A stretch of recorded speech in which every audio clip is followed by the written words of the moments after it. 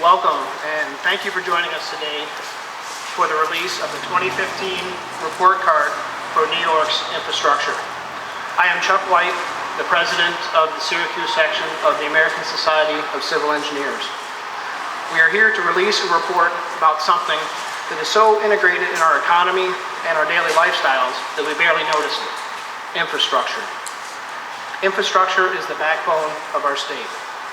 Our roads ensure that goods can get from point A to point B and products to the store shelves.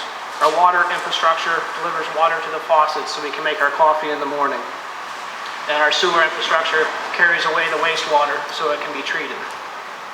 Our economy, ability to create jobs, increase personal incomes, and compete globally as a state is directly linked back to the condition of our infrastructure. Civil engineers are responsible for the design and construction, operation, and maintenance of New York's infrastructure. Items such as roads, bridges, water pipes, and dams. With that responsibility comes the obligation to periodically assess the condition of the infrastructure, report on it, and make recommendations for improvements.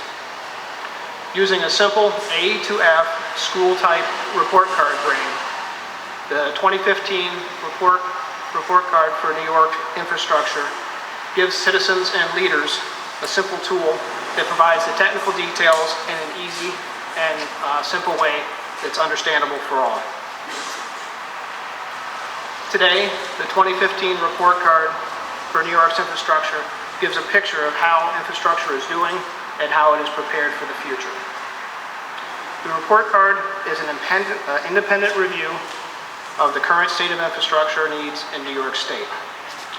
The report card was researched and authored by a team of New York engineering professionals gathered by the American Society of Civil Engineers, who assign grades to each type of infrastructure according to 8 important criteria that tell us just how the infrastructure is doing.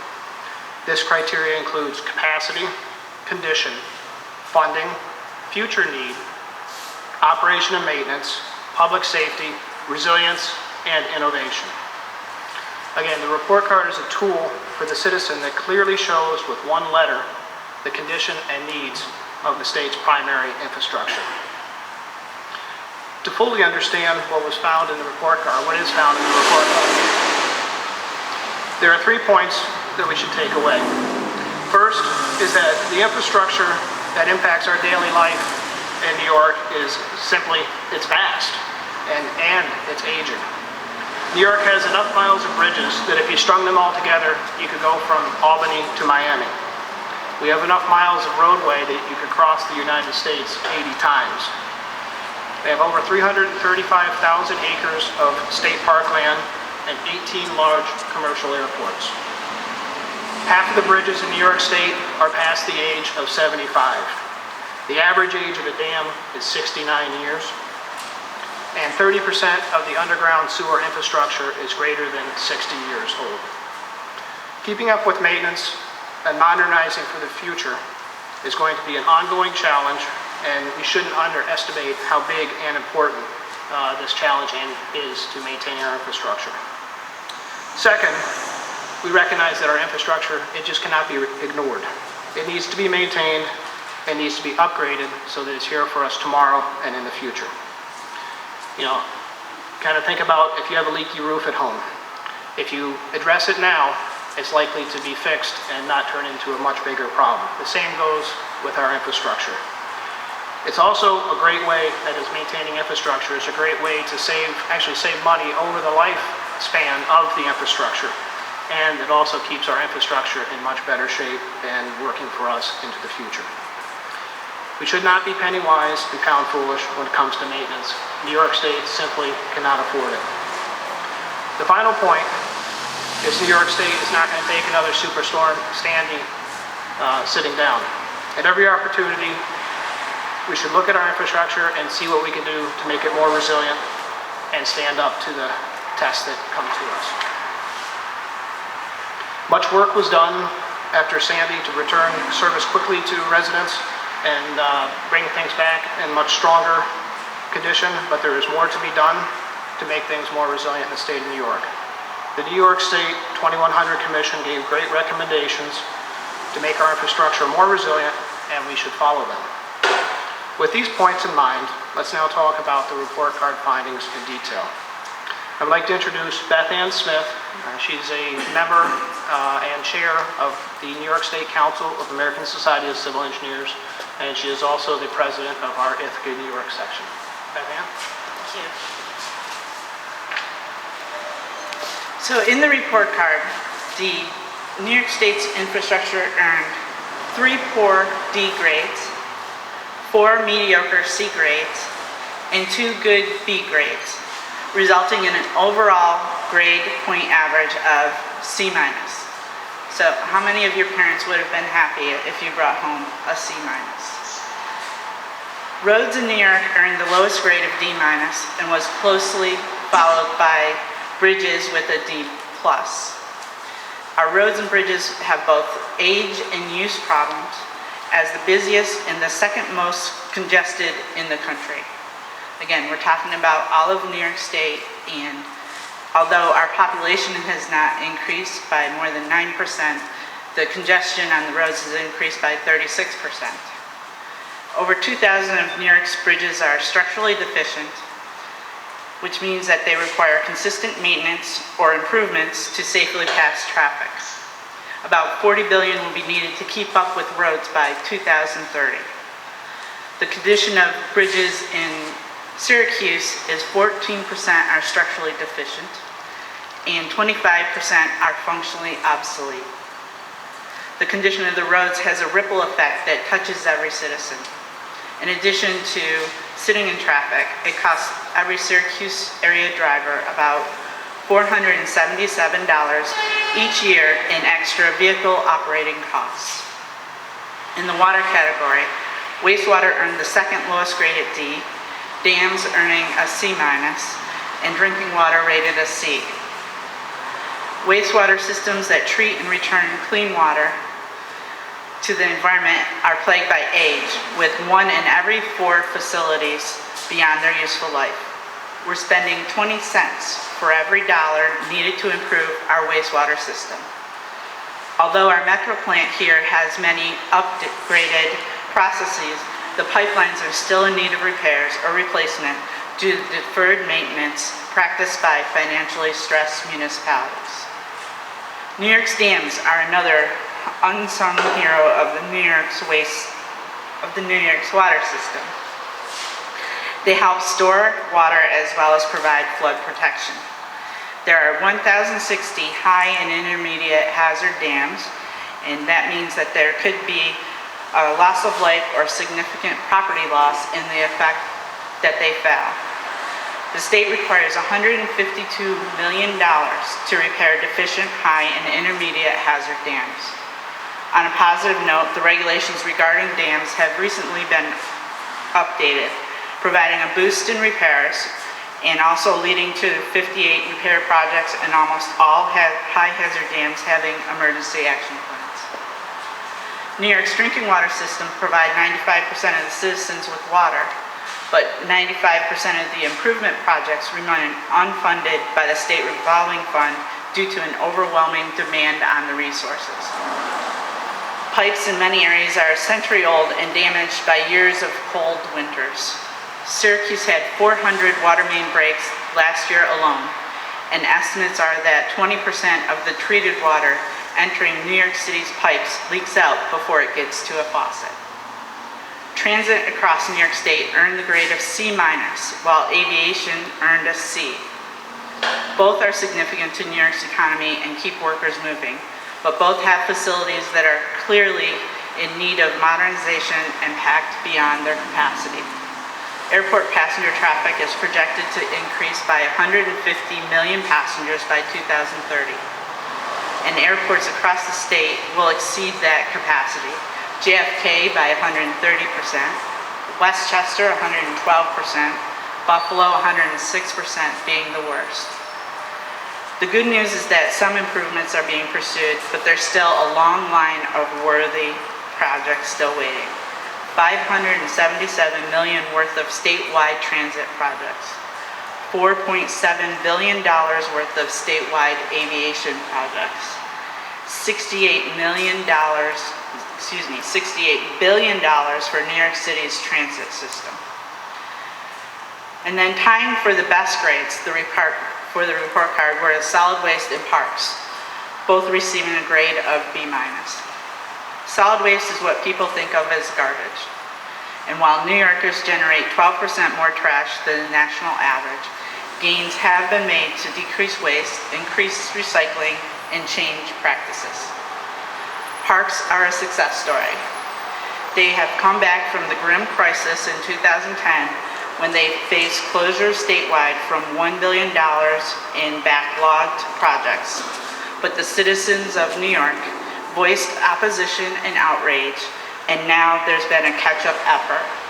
By the year 2020, they should see enough public and private investment to fully serve New York's citizens. Now I'd like to turn it over to Chuck, who will give you some of our recommendations. Thank you, Beth Ann. In order to keep up with the positive grades and the ones that are lagging somewhat, we suggest the following 5 solutions. First, modernizing the infrastructure should be a top priority. Safe and reliable infrastructure comes from good decisions being made at all levels. Elected officials need to lead the efforts to improve New York's infrastructure for today and the future. Let's rebuild better. Make the New York's infrastructure more resilient and sustainable. Infrastructure improvements need to be durable and need to be designed to work within a dynamic environment. Expedite project delivery. Time is money, we all understand that. New York needs to build on current common sense reforms and streamline approval processes. That way we can get projects out on the street and a reality sooner. Innovate today. Innovation needs to be part of the solution to address New York's infrastructure needs. Using new ideas, materials, methods, and tools are part of the solution to the infrastructure challenges we face today. And finally, be part of the solution. It's your infrastructure. You live here, so consider asking a few questions. What can I do? What can you do? How is the infrastructure being maintained? Are there plans for your area? Get involved. You'd be surprised what you might find out. From neighborhood roads to safe drinking water, dams that produce energy and prevent flooding, this infrastructure is used by all New York State residents to support our economic future. All citizens of New York have an interest in our infrastructure challenges and in solving them because regular maintenance and improvements today will keep them running longer and save taxpayers money in the long run. The report card for New York's infrastructure shows us how planning for our future and what's needed by our leaders to ensure the public health, safety, and welfare of our general community. Now, it's with great pleasure that I'd like to introduce Mayor Stephanie Miner. Thank you. Thank you all for being here. I want to thank the American Society of Civil Engineers, who's been a great partner for me as I have started to investigate and walk down the path and become a true believer in the power and the need for infrastructure. As many of you know, I have been proselytizing the need for a stronger infrastructure and use the breakdowns that we've been seeing in our community as an opportunity to highlight how important infrastructure is. Infrastructure is the backbone of economic development. It has been in the history of upstate New York in particular, and Syracuse. When you think about the Erie Canal, that was simply infrastructure that was developed to bring goods to market faster. And hundreds of years later, we stand on the precipice of seeing all of that infrastructure deteriorate around us because we have had federal and state partners who have failed to meet their responsibilities to maintain and upkeep and modernize this infrastructure. Not too long ago, the federal government paid 80% of the cost for infrastructure, the state government paid 17%, and then the local government paid 3%. And unfortunately, we have seen a dramatic turn away from that funding formula. And as we have seen water mains leak that have caused sinkholes in the roads, as we have seen water mains break that have caused people not to get water, and we have seen bridges start to crumble and holes through 81, all of us have to remember that this is a public safety issue, but it is also an issue of economic development. If we cannot get our goods to market, or we cannot provide the kind of backbone for people to develop products and get them to places, then our already struggling economy will continue to wither. This is a clarion call today to our elected officials in Washington and New York. As we stand here today, our elected officials in Washington are talking about a surface transportation bill and the need to pay for infrastructure. It is incumbent upon all of us to remind our federal officials how important and how needed and what a core mission of government it is to pay for infrastructure before tragedies happen. At the same time, there are monies in Albany that have not been allocated for transportation projects. And so we have both federal monies that may be available and state monies that we're told are going to be available. They need to be made available so that we can turn around this trend. Because after all, this is not just about jobs and economic development, but it's also about public safety and the ability that we have to have people have a strong quality of life in Syracuse in particular and New York State in general. So again, I want to thank the American Society of Civil Engineers for joining me in this effort, providing the data that shows how desperate the position really is, and for joining us and making sure that we let people know how important infrastructure and investing in infrastructure is to our economic, social, and cultural future. Thank you. Thank you, Mayor Miner. We appreciate your remarks. I'd like to introduce our second speaker, Mr. Jeff Hanlon. He is owner and president of Slate Hill Constructors Incorporated and also a member of the Association of General Contractors. Jeff? Thank you.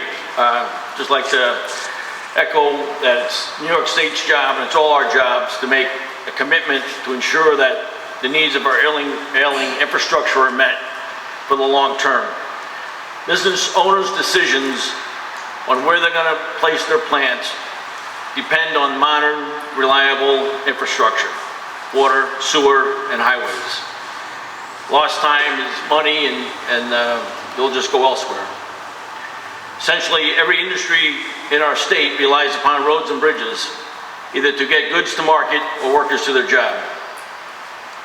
By investing in the infrastructure, we increase safety and create jobs. We make Syracuse a better place for employers and for our young children to come back and go to work here. Realistic investment to begin addressing the needs of our roads and bridges is estimated at $5.5 billion per year and sustain that level in order to meet our infrastructure needs. Improvements to the durability and the modernization of the system will not occur otherwise. Over the past 5 years, the state has continued to fund New York City's transit system at a higher level than New York State's roads and bridges. The MTA received $24 billion, while New York State only received 75% of that, or $18 billion. And this is all for all DOT operations, not just roads and construction of roads and bridges, but the complete highway system. These are our tax dollars going to pay for the New York City subway system. Albany needs to hear that message from the upstate lawmakers and upstate citizens. Owners, politicians, engineers, and contractors need to all work together to make our infrastructure the best it can be with our resources we have. Thank you. Again, thank you, Mayor Miner, and thank you, Jeff, for your remarks, and thank you all for your support of our initiative and in preparing for a better tomorrow. I'd like to close by saying that while the report card is not one that we want our kids to bring home, knowing the grades, knowing our grades is the place to start. With your support, these infrastructure issues will improve, and so will the grades. I'd like to thank the committee who diligently completed the report card this year. It was a big task. We'd also like to give a special thanks again to our speakers who are committed to sharing their insights and carrying the message forward.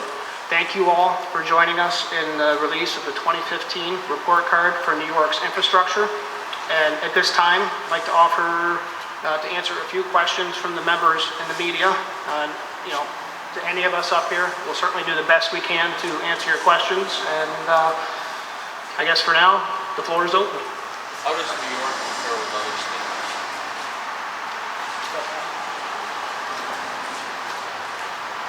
New York is basically similar to a lot of other states. Some of the grades are higher and some of them are lower. You have report cards on all of them? Not all states have published report cards. However, at the ASCE national website, you can go on there and it'll tell you which states have report cards. Some have, some haven't. Some of our local adjoining states have report cards that are already out. Chuck? One Better second. than some, worse than others? We are. I do want to add to that, I believe it was a C- was our grade. It actually is above the national average, that is New York State is. One of the recommendations is let's rebuild better. Right. Is good money being thrown after bad? Are there too many Band-Aid solutions or outdated methods that really are kind of a waste instead of really providing for the future or improving for the future? I think the mayor has a comment. I can discuss that. When you have time to plan, and so when you have money that's given to you as part of an allocation, then you have time to consult your engineerings, do plan designs, look at your asset management guides, and then think about how can we do this to make ourselves more resilient. When it becomes an emergency, so when you are looking at a sinkhole in the middle of Oak Street, then you have to fix that sinkhole because people are driving on it every day. And you don't have the opportunity to say, well, can we get in there and line that water main or sewer main so that we can prevent sinkholes from coming up and down the street? So one of the key factors is time to plan and think about it. Once you have to do it because of an emergency, all of those opportunities that you have to modernize, to think about how do we do this to make it part of a system, to think about how do we do this so we're not doing it next year or the year after, it becomes something that you don't have the luxury of doing anymore. You got to get in there and fix the infrastructure that is failing, because all of that infrastructure that you talk about here and that I talk to you about all the time is infrastructure that people depend on every moment of the day. You cannot have somebody without water.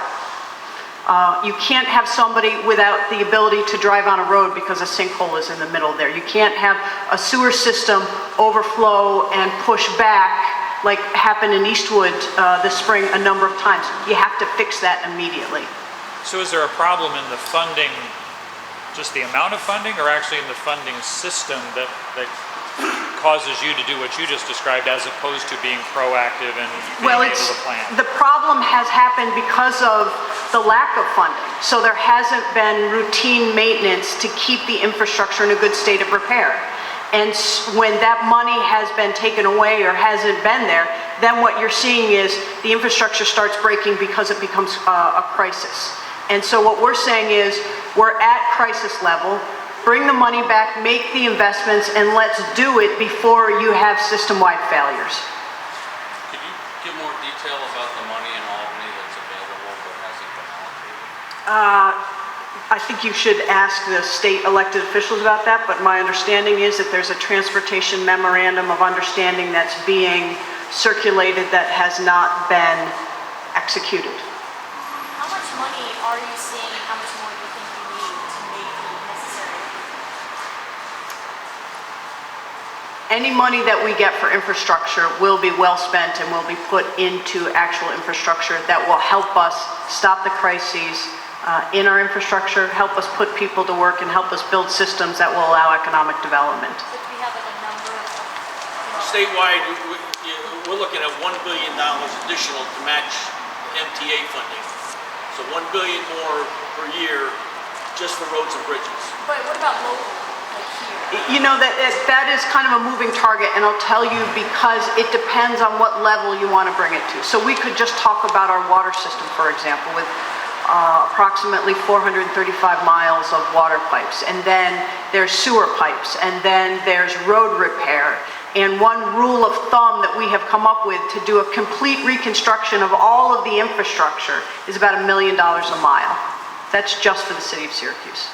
Mayor, when that money does come in, is it specifically going towards roads and bridges? Is that what we would need the money to go? Or is it kind of being spread out to help all and maintain all infrastructure? What's needed first? It's all needed. And the money that we get from the state and federal government tends to be categorized. So some of it can be used for water, some of it can be used for, we have what we call TIP projects, transportation improvement projects. That tends to be for roads and bridges. So our experience is that it's categorized by the state and the federal government as to what infrastructure it should be used for. Necessarily for an A, or is it, what are we looking to go toward? My mother always demanded that I get A's. I'm sorry, I was gonna say, well, if you had to, obviously you know our infrastructure really well, what would you grade ours? I would grade ours at a C, and at a C, depending on which infrastructure you're talking about, a C to a C minus. Do you think it's possible to get some of the state money before winter comes, or is it something that would happen next year? I would hope that it could be, and that if they give it to us, the sooner we get it, the sooner we can utilize it. But that's not up to me. You've been up here numerous times calling on Washington and Albany for funding. Why do you think today may be any different? Do you think they'll hear this any differently than in other times? Well, because every time that I stand up, or every letter that I write, or every communication that I have, or every appearance like this, and I'm going to have more of them, and I thank all of you for coming and listening to this message, is we get one step closer and I have more examples of the infrastructure failing. So last year at this time I was talking to you about water main failures. Now I'm also talking to you about not just water main failures, but now we have what we jokingly refer to as orange barrel farms in the city of Syracuse. We didn't expect to find that, and this year we have seen sinkholes appear in our roads that were completely and totally unexpected. One is on East Fayette, there was two on East Fayette Street, one on Butternut, some on Oak Street, and about 60 odd places across the city. And what we found is the cause of those are, we have leaking coming from the water mains or the sewer mains in different cases, and that water is causing erosion of the sand and gravel around those spots, and then they are causing sinkholes. So the more I talk about it, the more examples, unfortunately, that I have to give you, and then the more that our state and federal leaders will have to pay attention to it. Do you know how many sinkholes? I know you've very much, do you have a ballpark when you have? Yeah, I think that, well, the ones that I'm talking about, sort of the unexpected, were, I think, in my mind, it was about 68, but Alex can tell you the precise number. Can I just ask Chuck or Beth Ann, do you hear any good news about this? I mean, are people paying more attention? It's not like this stuff is new. I mean, I remember 10 years ago them talking about $5 billion to rebuild the thruway. That hasn't ever happened. I mean, is there any good news? Are people paying more attention to this? In a Washington that has no money and an Albany that has no money, or so they say? I do think people are paying attention, people are listening, but what we have to do is we have to be diligent, and we have to carry the message, and we have to fight for our own communities to make things happen. If we sit dormant, nothing will happen, and status quo. So we have to press forward. And let me just add to that too. Washington is in the throes of almost complete and total dysfunction with the speaker stepping down. And yet the one thing that everybody is saying has the best hopes of passing through Washington is a surface transportation bill to address infrastructure. So, you are seeing progress where people are saying, okay, we can't let this go by the wayside, first. Second, you're seeing in New York State, the Tappan Zee Bridge is being renovated and modernized, and a lot of money is being spent on that. They're talking about spending millions, if not billions of dollars on the subway system and the MTA as well. And in the aftermath of Superstorm Sandy, you're seeing them talk about infrastructure improvements in Long Island. So you know, this is the way democracy works. You have to make noise and say that we need to have resources dedicated to us as well. So I am seeing progress.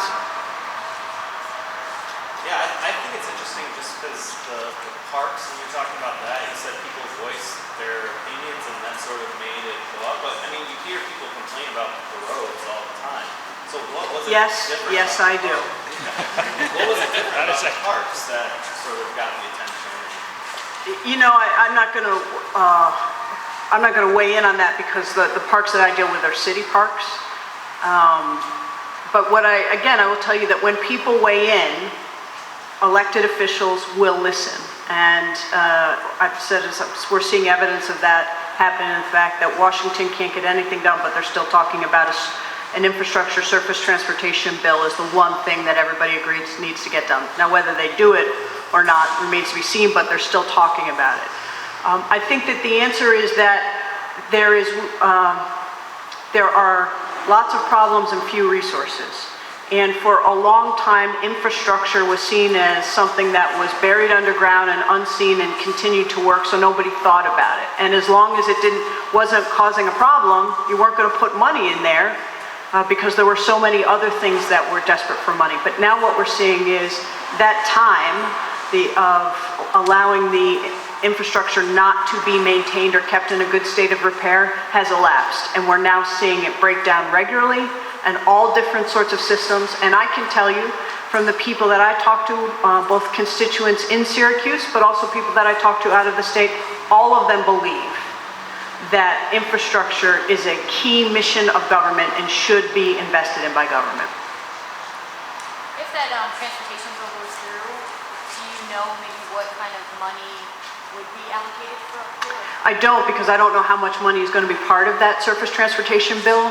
And there are also categories that they make as part of that bill, whether you should be eligible for or not. As of right now, as of one drafting, we are eligible because we receive so much traffic, freight and traffic carrying goods between Canada and New York City.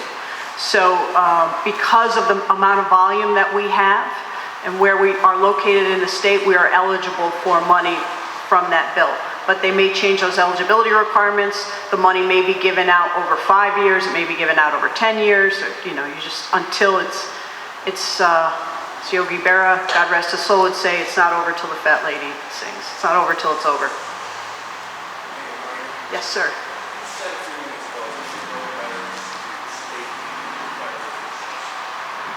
Will it also help the citizens to write those same letters for state and federal elected officials? Oh, absolutely. In fact, I think when local citizens write their state and federal officials on this, it arguably gets more attention than letters from me.